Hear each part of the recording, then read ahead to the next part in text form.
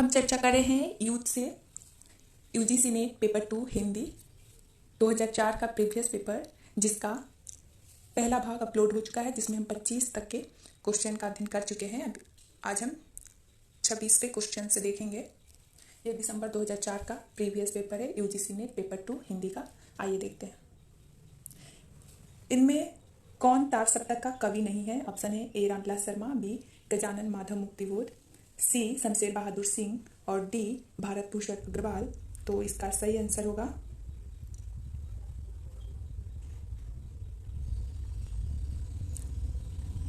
सी शमशेर बहादुर सिंह। यहाँ पे देखिए व्याख्या में दिया है शमशेर बहादुर तार सप्तक के कवि नहीं है, बल्कि शमशेर बहादुर दूसरे तार सप्तक के कवि है। तार सप्तक 1943 में संकलित कवियों का विवरण इस प्रकार से है: सच्चिदानंद हीरानंद वात्स्यायन अज्ञेय, रामविलास शर्मा, गजानन माधव मुक्तिबोध, प्रभाकर माचवे, बलवंत, नेमीचंद्र जैन, गिरिजा कुमार माथुर, भारत भूषण अग्रवाल। और इनका जन्म, मृत्यु और जन्म स्थान दिया हुआ है, आप इसे देख सकते हैं।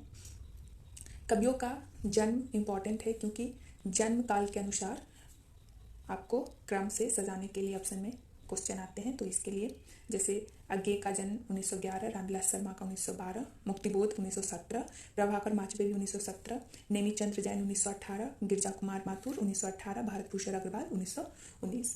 दूसरा तार सप्तक 1951 में संकलित कवियों का विवरण: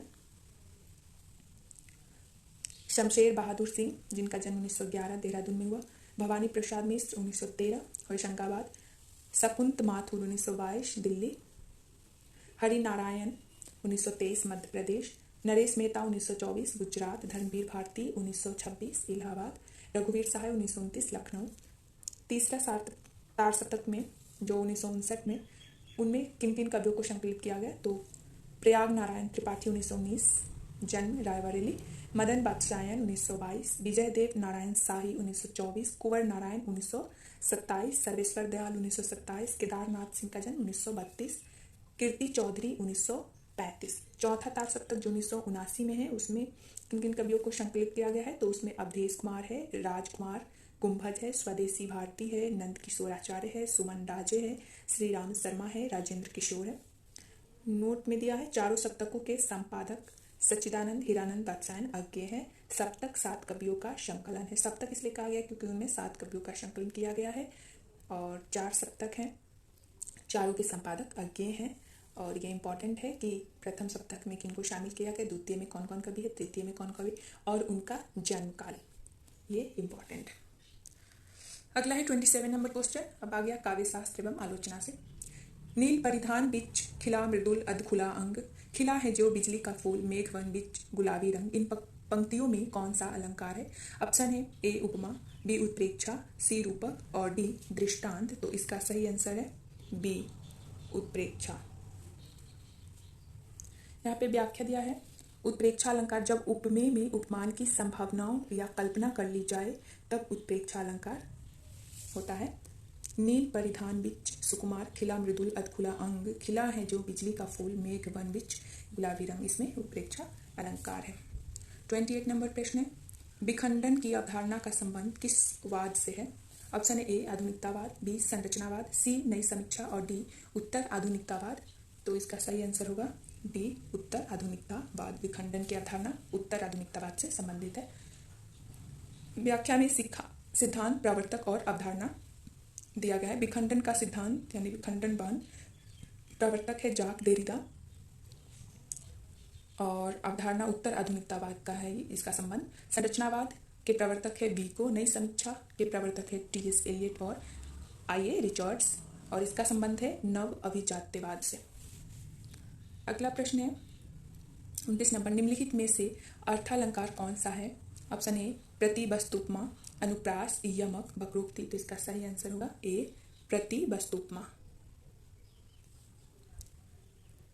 व्याख्या में दिया है अर्थालंकार के जो प्रकार है उपमा, रूपक, प्रतीप, व्यतिरेक, उत्प्रेक्षा, संदेह, भ्रांतिमान, असंगति, विरोधाभास, विभावना, अतिशयोक्ति, प्रतिवस्तुपमा, दृष्टांत, काव्यलिंग, अर्थांतर, अंथांतर न्यास, उदाहरण, समासोक्ति, अनुक्ति, निर्दर्शना और शब्दालंकार और शब्दालंकार में है अनुप्रास, यमक, श्लेष और वक्रोक्ति।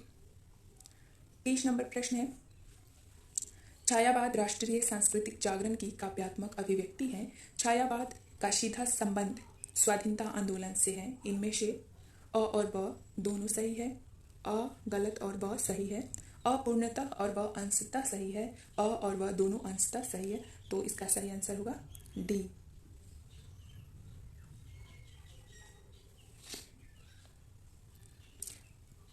अगला प्रश्न है,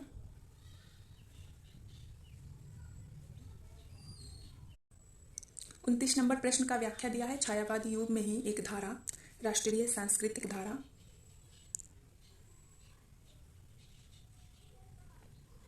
29 नंबर प्रश्न का व्याख्या दिया हुआ है। छायावादी युग में ही एक धारा राष्ट्रीय सांस्कृतिक धारा से गहरा संबंध था तथा वो राष्ट्रीय स्वाधीनता आंदोलन में प्रमुख रूप से भागीदार थे, लेकिन संपूर्ण छायावादी काव्य राष्ट्रीय स्वतंत्रता आंदोलन से नहीं जुड़ा था। छायावादी युग में राष्ट्रीय चेतना का विकास प्रमुख रूप से रचनाकारों की रचनाओं में परिलक्षित होता है।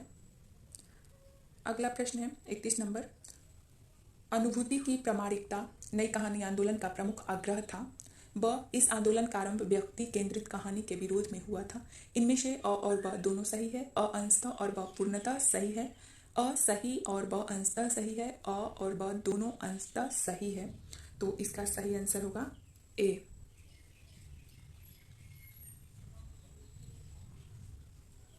अ और ब दोनों सही है।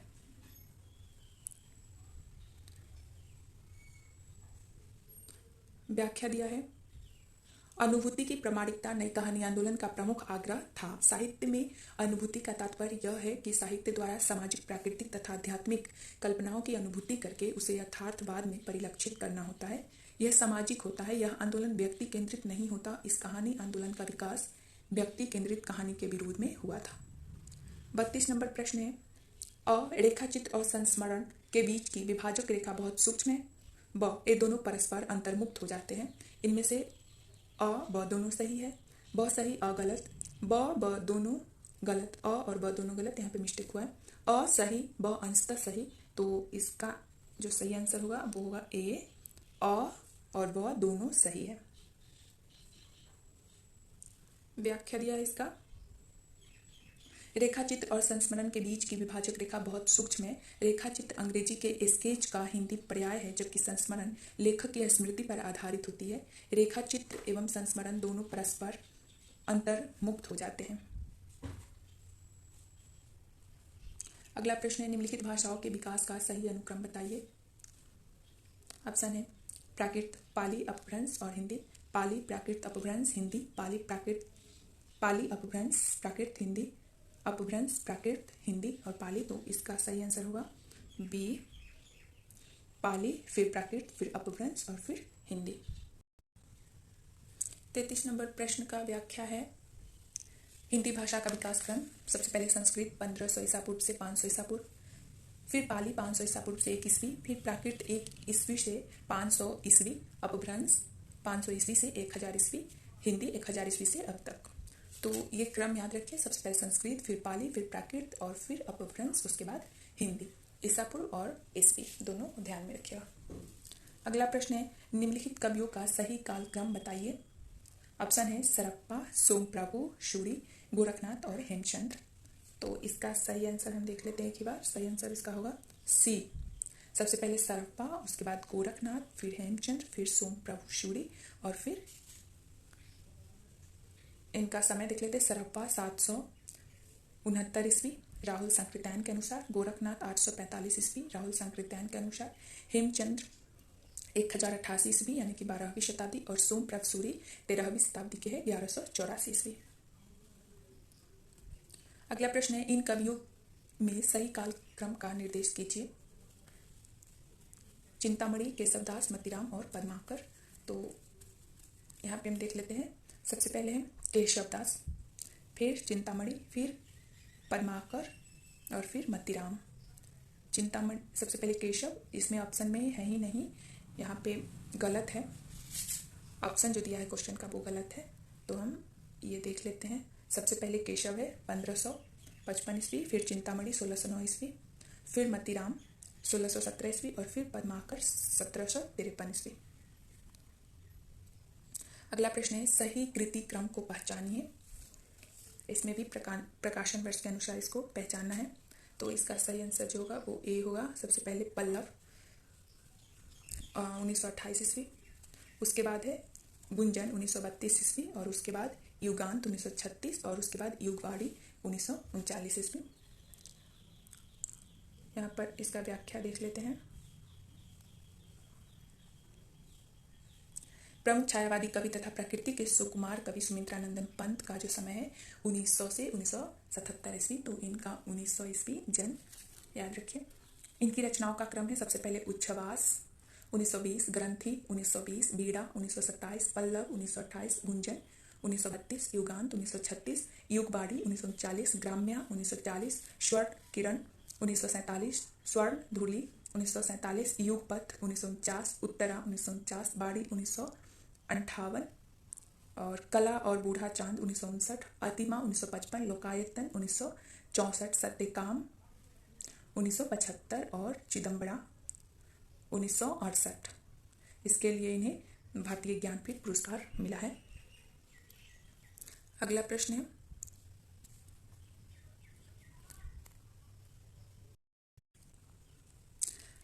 निम्नलिखित आचार्यों के बीच सही कालक्रम का निर्देश कीजिए। भामा, दंडी, आनंदवर्धन और क्षेमेंद्र।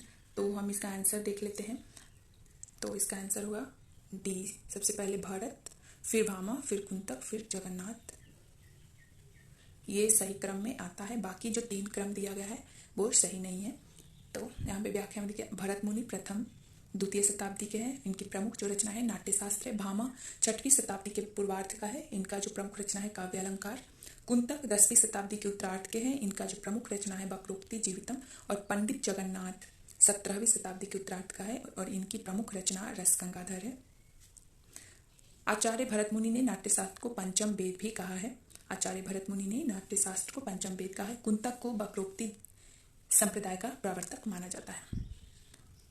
अगला प्रश्न है कृति कालक्रम की दृष्टि से कौन सा सही है। तो इसमें जो सही है वो बी है, बाकी सब गलत है। पल्लव पहले होगा, फिर परिमल, फिर लहर, फिर निर्जा होगा। तो इन रचनाओं को हम देखते हैं। पल्लव 1928 में, परिमल 1930, लहर 1933 और निर्जा 1935 है। पल्लव सुमित्रानंदन पंत का, परिमल सूर्यकांत त्रिपाठी निराला का, लहर जयशंकर प्रसाद का और निर्जा महादेवी वर्मा का है।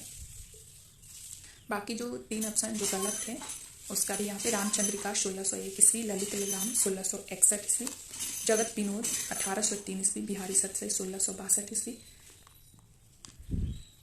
बरदान 1921 ईस्वी, गवन 1931, कंकाल 1929, चित्रलेखा 1934, कुल्ली भाट का समय नहीं दिया गया, अतीत के चलचित्र 1941, विधाएं क्या है और रचनाकार कौन है सब दिया हुआ है, आप देख ले इसे।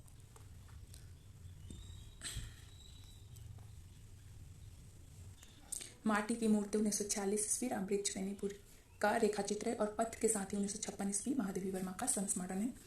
39 नंबर प्रश्न देखते हैं। रचनाकार कालक्रम में सही का निर्देश कीजिए। दिनकर, बच्चन, अज्ञेय और मुक्तिबोध। तो इसका सही आंसर होगा बी वाला। सबसे पहले बच्चन 1907 ईस्वी, फिर दिनकर 1908 ईस्वी, मुक्तिबोध 1911, अज्ञेय 1911 और मुक्तिबोध 1917 है। तो इसका सही आंसर बी नहीं होगा, सी होगा। सबसे पहले अज्ञेय, फिर दिनकर। सॉरी, इसमें तो आंसर सही है ही नहीं, एक गलत दिया हुआ है ऑप्शन। तो आप यहाँ पर इसको देख लें। बच्चन 1907, फिर दिनकर 1908, फिर अज्ञेय 1911 और फिर मुक्तिबोध 1917, जो कि एक भी ऑप्शन में नहीं दिया गया है। अगला प्रश्न है 40 नंबर। निम्नलिखित में से कृति कालक्रम की दृष्टि से कौन सा सही है। तो इसका आंसर यहाँ पे बी दिया हुआ है, हम एक बार देख लेते हैं। सबसे पहले निहार, फिर रश्मि, फिर दीपशिखा, फिर सांदेवित। यहाँ पे देखिए रचनाएं दी हुई है। सभी का ईस्वी सन दिया हुआ है। इस बुक का सबसे बड़ा फ़ायदा यही है कि अगर आंसर गलत भी दिया हुआ है तो जो यहाँ पे व्याख्या दिया हुआ है तो आपको अलग अलग बुक पलटने की ज़रूरत नहीं पड़ेगी खोजने के लिए, और फिर जितना भी इम्पोर्टेंट है वो हमें यहीं पे मिल जाता है और एक बार हमारा रिवीजन भी होते चलता है और सही आंसर भी कंफर्म हो जाता है। तो ये सब देख ले ईस्वी सन सभी का। हम अगला प्रश्न देखते हैं अब। 41 नंबर प्रश्न है, निम्नलिखित में से सही कृति कालक्रम कौन सा है? तो इसमें आंसर है डी। सबसे पहले सुखमय जीवन 1915 ईस्वी, दो वाक्य 1936 ईस्वी, शरणार्थी 1948 ईस्वी और ठुमरी 1959 ईस्वी। सुखमय जीवन चंद्रधर शर्मा गुलेरी का है, दो वाक्य भगवती चरण वर्मा का, शरणार्थी अज्ञे का और ठुमरी फणीश्वरनाथ रेड्डू का। अगला प्रश्न है, निम्नलिखित निर्गुण कवियों का सही कालक्रम कौन सा है? तो इसका सही आंसर है डी।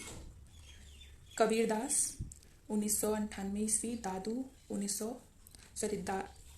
कबीरदास 1398 ईस्वी, दादू 1544 और मलुकदास 1574, सुंदरदास 1596। अगला प्रश्न है, निम्नलिखित काव्य पंक्तियों और कवियों को सुमेलित कीजिए। नैना बिच नदियाँ डूबती, तो ये पंक्ति है कबीर की। अजगर करे न चाकरी, पंछी करे न काम, ये है मलुकदास की। गुरु मुआ जय पंथ दिखावा, ये है जायसी का। और तबलग ही जीवो भली, देवो होय नदीम रहीम का है। तो इसका सही आंसर होगा बी।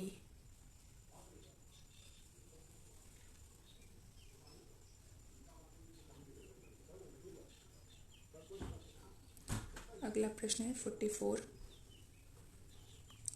निम्नलिखित रचनाओं को कवियों के साथ सुमेलित कीजिए।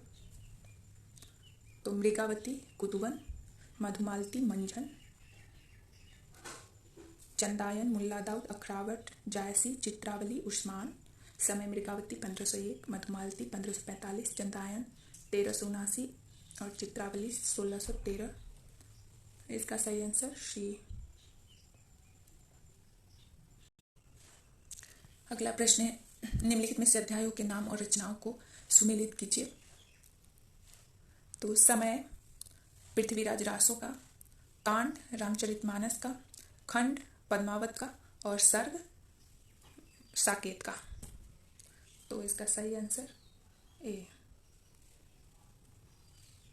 देखिए, साकेत 1931 ईस्वी, पद्मावत 1540 ईस्वी, रामचरितमानस 1574 ईस्वी और पृथ्वीराज रासो 1992 ईस्वी।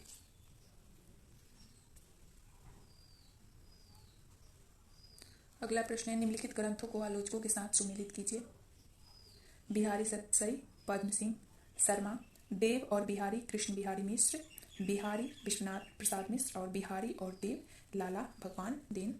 तो इसका सही आंसर होगा ए। व्याख्या में दिया भी है। अगला प्रश्न है, निम्नलिखित नाटककारों और नाटकों को सुमेलित कीजिए। तो लक्ष्मी नारायण लाल का है अमर राठौर, पंडित उदय शंकर भट्ट का है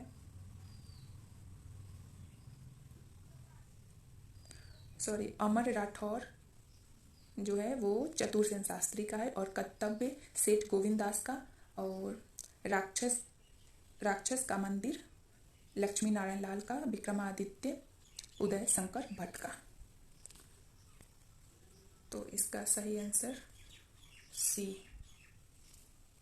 व्याख्या यहाँ पे दिया है, अमर राठौर 1923 ईस्वी, चतुरसेन शास्त्री, कर्तव्य 1936 ईस्वी, सेठ गोविंद दास, विक्रमादित्य 1929 ईस्वी, उदय शंकर भट्ट और राक्षस का मंदिर 1931 ईस्वी, लक्ष्मी नारायण लाल।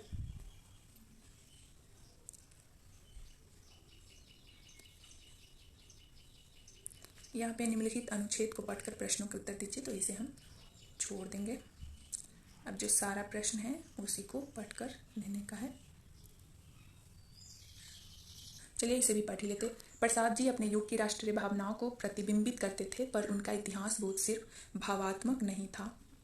भारतीय इतिहास का उनका ज्ञान बहुत गहरा था और उसके बारे में अपनी निर्मोह सत्यशोधक दृष्टि से चलते उनकी विचारण बहुत मौलिक और स्वतंत्र थी। इस मामले में वे प्रियम ब्रूयात के कतई कायल नहीं थे। वास्तविकता यह है कि लोकप्रिय भावनाओं का इस्तेमाल उन्होंने अपनी उस बेहद आत्मालोचनापूर्ण दृष्टि को प्रस्तुत करने के लिए ही किया। वे भारतीय जीवन ही नहीं, भारतीय आचरण के भी प्रखर दृष्टा आलोचक थे। उनके नाटकों में हमें इतिहास का गौरव ही नहीं, उसकी कुंठा, त्रास और ऊब का भी उतना ही हिलाने वाला साक्षात्कार मिलता है। उनके नाटकों में चरित्र अक्सर चरित्र से ज़्यादा मनोवैज्ञानिक वृत्तियों और शक्तियों का प्रतिनिधित्व करने लगते हैं। यही वह सदाबहार, सदा प्रासंगिक जीवन है जो उनके नाट्य लेखन की असली प्रेरणा है, न कि एक तथाकथित अतीत के तथाकथित प्रसिद्ध नायक नायिका। अब प्रश्न है, निम्नलिखित कथनों में से कौन सा सत्य है? तो सही आंसर होगा सी, इनके इतिहास बोध में वैचारिकता का समावेश है। जयशंकर प्रसाद जी अपने युग की राष्ट्रीय भावनाओं को प्रतिबिंबित करते थे तथा उनके इतिहास बोध में वैचारिकता का समावेश है। अनुच्छेद की शैली में